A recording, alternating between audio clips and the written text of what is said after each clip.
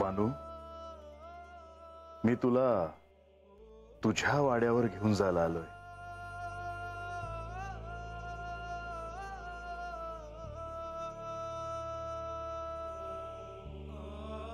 चल.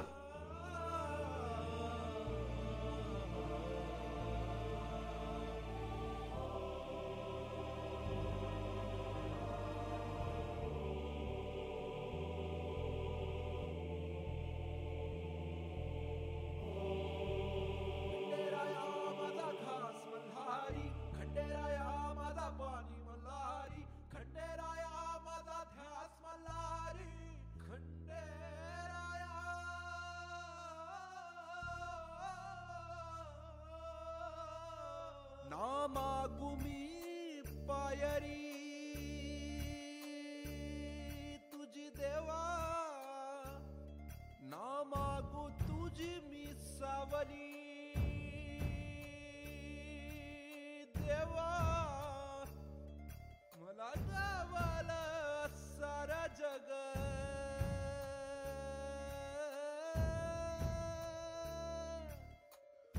गोड मान बाबा हीच माझी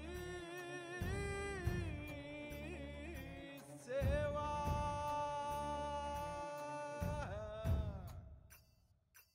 खंडेराया माझा घास मल्हारी, खंडेराया माझा पाणी मल्हारी, खंडेराया माझा ध्यास मल्हारी,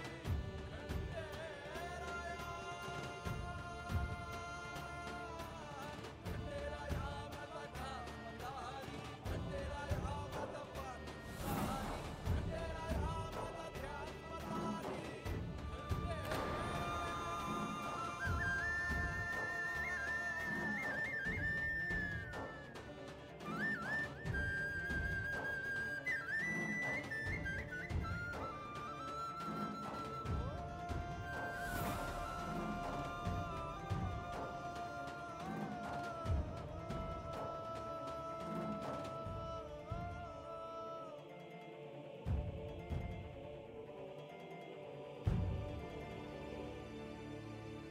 देवा,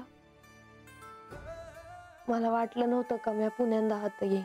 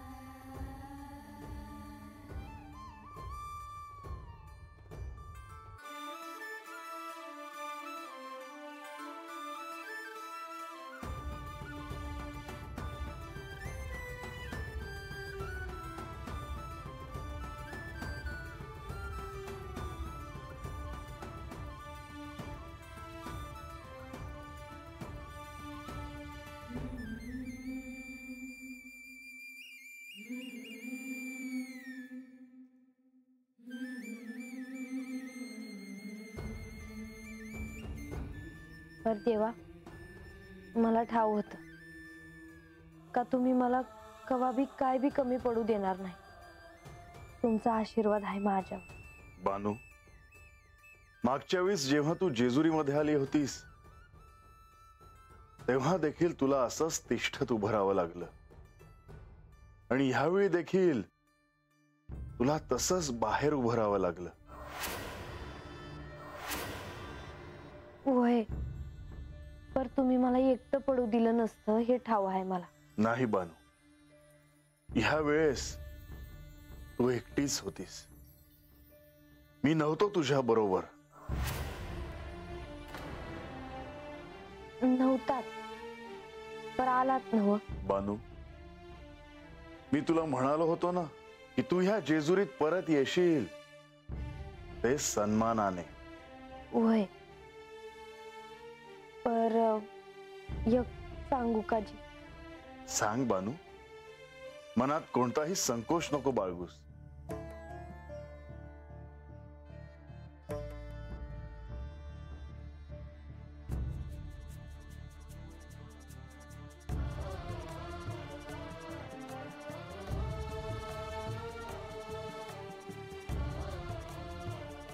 केव्हा? मागल्या वेळेला जेव्हा मी जेजुरीत आले तेव्हा मला असं वाटलं होतं का मी पुण्यांदा हात येईल का नाही. मनात विचार तर आला होता माझ्या, पण मी कुणासनी बोलून नाही दाखवलं. तर महासाताई मला म्हणाल्या का त्यो कुकवाचा करंडा पाण्यात बुडव,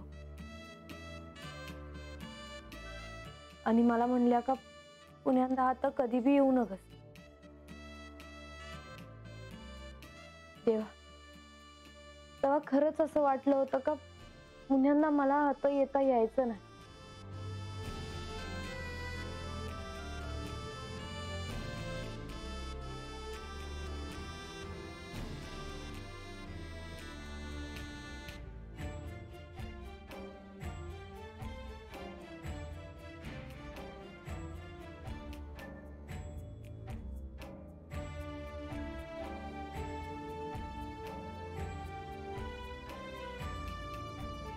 बानू, मी तसं कसं होऊ देईन?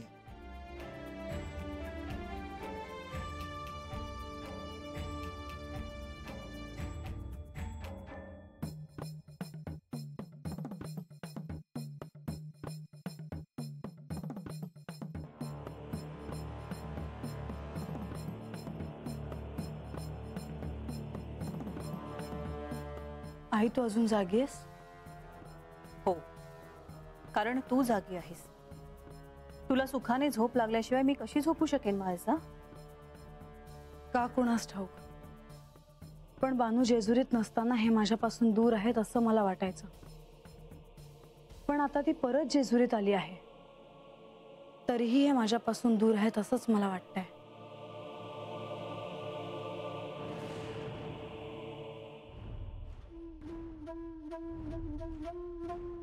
माझा निर्णय योग्य आहे की अयोग्य हेच कळत नाहीये मला. ते मी सांगते.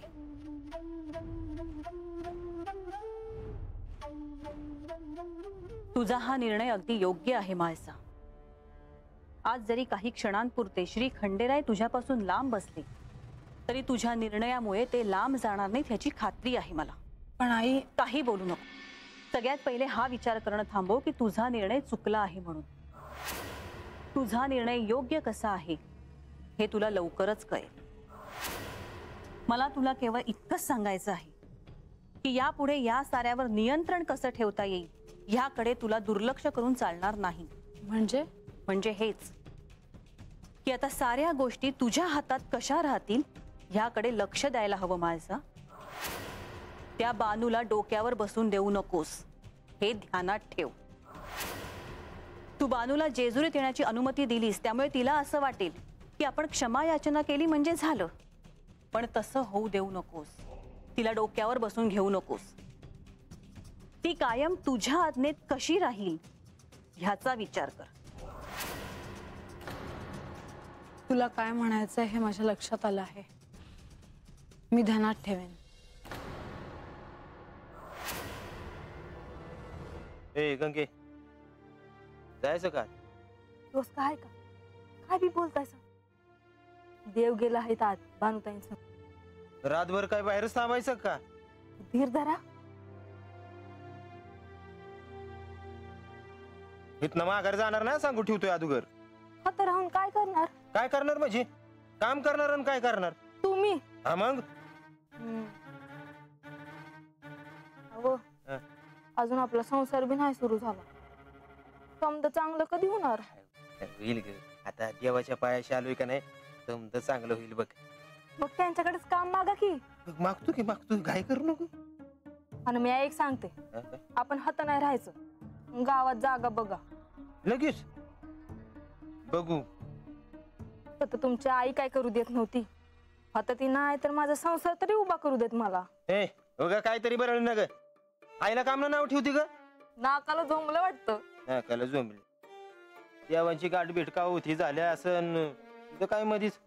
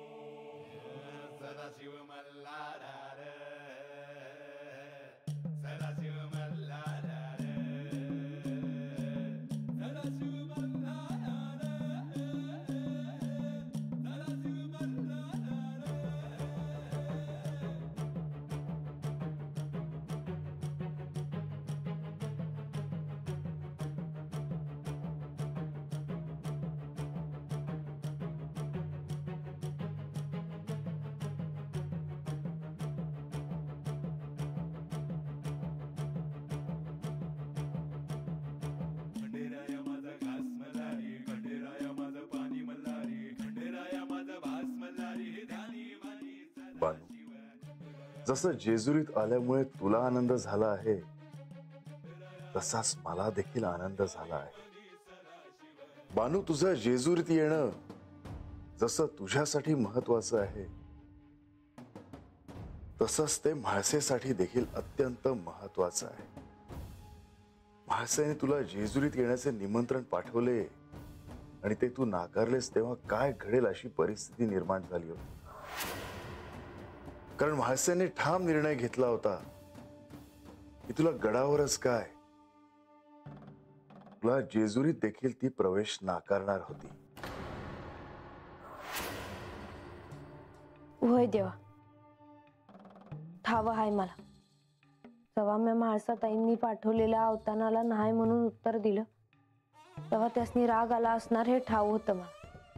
पण मग लक्ष्मी देवींनी मला दर्शन दिलं आणि त्यांनी मला सांगितलं का जेजुरीला ये म्हणून, आणि मग मी हात आले. खरं सांगू का देवा, पर आज मला म्हाळसाताईसनी भेटायचं होतं बघा. आणि म्हणूनच तू गडाच्या दिशेने येत होतीस. वय देवा, नाहीतर मी कशापायी आले असते गडावर. लगीन करून आले तेव्हा म्हाळसाताईंनी समद्यान मोर मला सांगितलं होतं का कधी बी गडावर यायचं नाही. मग असं असताना मी कशापायी आले असते. पर आज मी गडावर आले देवा, कारण मला म्हाळसाताईसनी भेटायचं होतं. त्यासनी सांगायचं होतं का मी चुकले, मी उगा अशी वागले. पण बानू, तू घेतलेला निर्णय हा तुम्हा दोघींनाही अंतिम सत्याचा साक्षात्कार होण्याच्या दृष्टीने अत्यंत महत्वाचा ठरणार आहे. होय,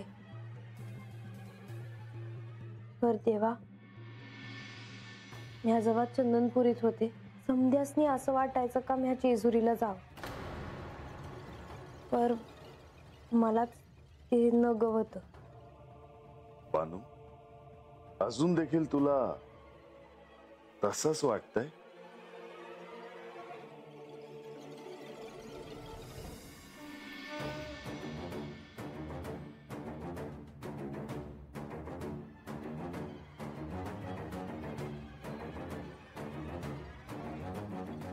बानू, एक गोष्ट ध्यानात ठेव, मी तुला कधीही अंतर देणार नाही. होय बानू, आता मला निघायला हवं. जी, येतो.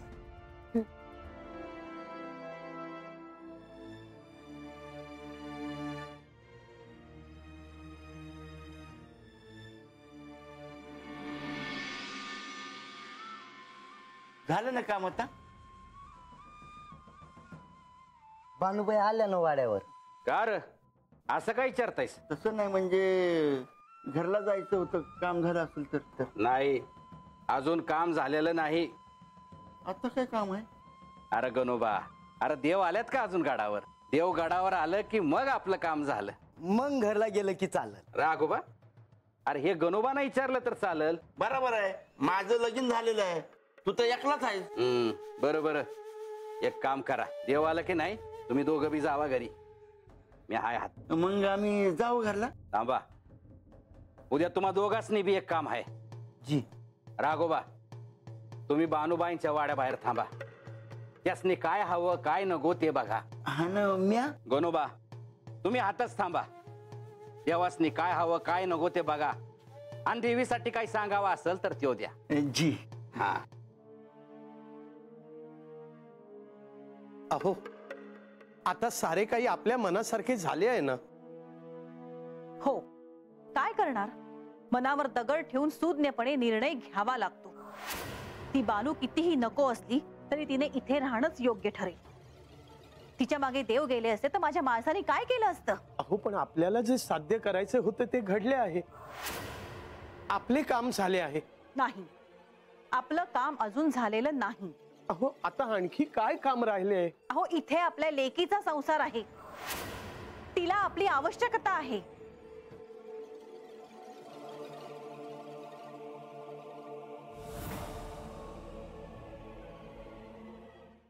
काय झालं? घ्या, ऐकावं तेवढं नवलच. काय झालं माधवी? अक्का सांगू का? सांग बाई, मी तरी कसं सांगणार? अहो देव त्या बानूला घेऊन तिच्या वाड्यावर गेले आहेत. अहो मग त्यात इतके आश्चर्य वाटण्यासारखे काय आहे? ती एकटी इथे आली आहे, त्यामुळे तिला तिच्या वाड्यावर पोचवूनच देव इथे येतील. आणि एक गोष्ट लक्षात ठेवा, ती देखील त्यांची पत्नी आहे. आणि माधवी, बाळा तू ह्यात लक्ष घालत जाऊ नकोस. जर असंच वागत राहिलीस तर एक दिवस संकटात येशील. तू त्यांचं काही ऐकू नकोस. माझ्या लेकीचं दुःख मोठं आहे. देवांनी म्हाळसासोबत राहायला हवं होतं. तुम्ही माझे ऐकणार नाही. अशाने एक दिवस तुम्ही संकटात येणार. अहो यात लक्ष घालणे म्हणजे आगीशी खेळ खेळण्यासारखे आहे.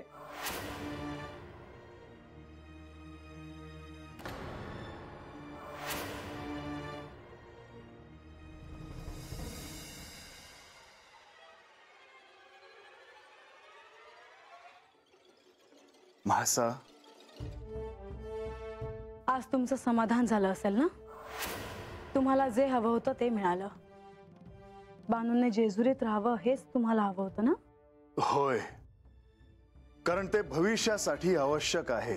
भविष्यात काय घडणार आहे ह्याच्याशी मला आत्ता ह्या क्षणी काहीही कर्तव्य नाही.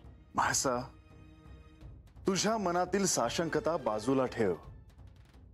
हे सारं का घडत आहे हे जेव्हा तुला कळेल तेव्हा तुला साऱ्याचा अर्थ कळेल. पण तोपर्यंत तुला काहीच कळणार नाही. तरी पण तू ते समजून घ्यावंस असं मला वाटतं. मला त्याची काही आवश्यकता वाटत नाही. जे घडलं आहे ते पुरेसं आहे. मला माझ्या मनाला अजून दुखवायचं नाही.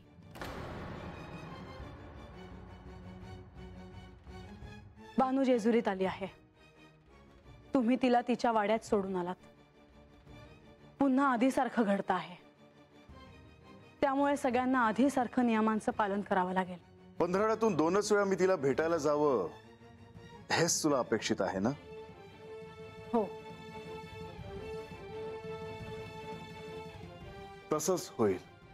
तुम्हाला हे मान्य आहे. पण बानूला हे मान्य आहे का? तिला याची कल्पना आहे का? तिला ह्याची कल्पना आहे. आणि अजून एक गोष्ट, बानू जेजुरीत आली आहे. तिला गडावर प्रवेश नाही. पण तुम्हा सगळ्यांच्या आग्रहाखातर मी तिला इथे स्थान दिले आहे. तिला जर या जेजुरीत राहायचे असेल तर माझ्या आज्ञेचे पालन करावे लागेल. हे तिला मान्य आहे ना?